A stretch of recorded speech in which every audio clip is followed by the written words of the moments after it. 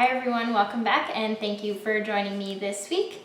This week I had a request for some kind of like swirly, like the finer line sort of nail art.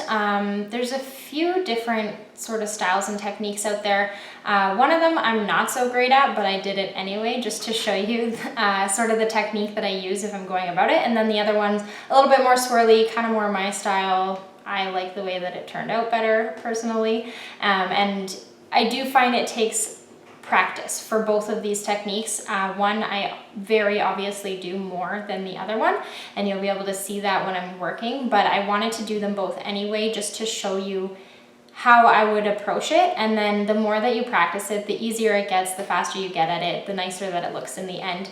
And then I just am featuring one of the new fall colors as well. So I hope you enjoy this week's video, and if you have any questions or comments, please feel free to leave them in the section below.